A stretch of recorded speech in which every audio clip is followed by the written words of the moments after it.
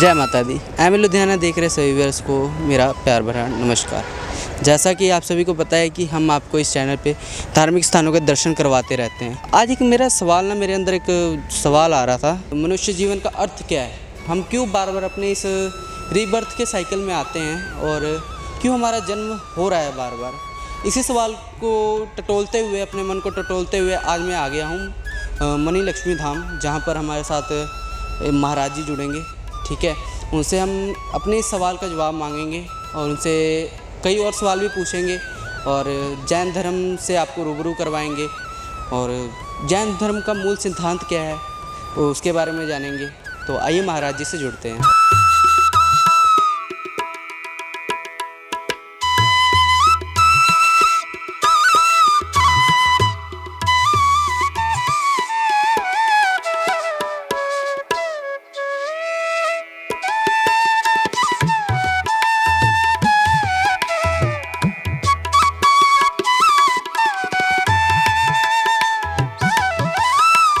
आइए महाराज जी से जुड़ते हैं और अपने प्रश्नों के उत्तर उनसे लेते हैं। मथे वंदना महाराज जी। जी। जैन धर्म के मूलभूत सिद्धांत क्या हैं महाराज जी? जैन धर्म मुख्य रूप से अहिंसा में विश्वास रखता है। किसी भी जीव की हमारे से हिंसा ना हो, मन से, वचन से और कर्म से। और उसके लिए हमारे हृदय केंद्र में दया, करुणा, प्रेम, वात्सल्य जीव मात्र के प्रति, और इसके साथ में अहिंसा, सत्य, अचौर्य यानी चोरी नहीं करना, ब्रह्मचर्य और अपरिग्रह, ये जो 5 मुख्य सिद्धांत जैन धर्म के हैं। रात्रि भोजन का संपूर्ण त्याग होना चाहिए जो भी जैन धर्म को फॉलो करते हैं।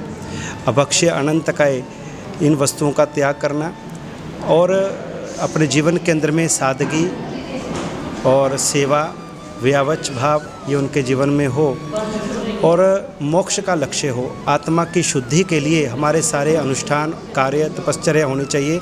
सांसारिक सुख वैभव के लिए हमारे जीवन में उसका अधिक प्रयास नहीं होना चाहिए, लेकिन हमारी कर्मों की निर्जरा हो और आत्मा की शुद्धि हो और हम परमात्मा पद को प्राप्त कर सके। इसके लिए हमारी सारी जो क्रियाएं हैं, हमारी सारी तपस्याएं हैं, हमारे सारे अनुष्ठान हैं, वो सभी मोक्ष को लक्ष्य में रख करके, आत्मा के लक्ष्य में रख करके होनी चाहिए। हमारे दैनिक जीवन में कई पाप हो जाते हैं, तो उनसे कैसे बचा जा सकता है? ऐसा है कि जब तक हमारे जीवन के अंदर में अज्ञान है, मोह है, तब तक हमारे से पाप हो जाना सहज है, स्वाभाविक है। लेकिन हमारे जीवन में ऐसे बड़े पाप ना हों कि जिससे कि सामने वाले के जीवन को खतरा उत्पन्न हो, उसकी मृत्यु का खतरा मंडराने लगे। कोई ऐसा हिंसा, झूठ, चोरी, अभ्रम का सेवन, इस तरह के बड़े बड़े पाप हमारे जीवन में नहीं होने चाहिए। और यदि कोई पाप हो गया तो उसके लिए हमें भीतर से उसको, आत्मा की साक्षी में उसको पहले स्वीकार करना चाहिए कि मेरे से ये गलती हुई है, पाप हुआ है, भूल हुई, उसकी खुद को फीलिंग होनी चाहिए।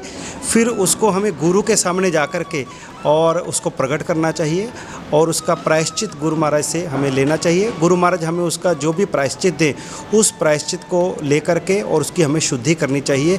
तो जो पाप है वह पाप से हम बच सकते हैं, वो पाप का क्षय हो सकता है। और यदि वो पाप बहुत गहरा है तो उसका फल हमें कम भी मिल सकता है। तो ये पाप से बचने के उपाय हैं। पाप होना स्वाभाविक है, लेकिन भूल को कबूल नहीं करना ये सबसे बड़ा पाप है, सबसे बड़ी भूल है। आशा करता हूँ आप सभी को अपने सवाल के जवाब मिल गए होंगे और इसी प्रकार से बने रहे हमें लुधियाना के साथ, और आपको हम ऐसे ही दर्शन करवाते रहेंगे और आपके जितने भी सवाल हैं उनके जवाब आप तक पहुंचाते रहेंगे। अगर आपका भी कोई सवाल है तो कमेंट बॉक्स में ज़रूर से साझा करें हमसे, हम कोशिश करेंगे कि आप तक उन सवालों के जवाब पहुंचा सकें। धन्यवाद।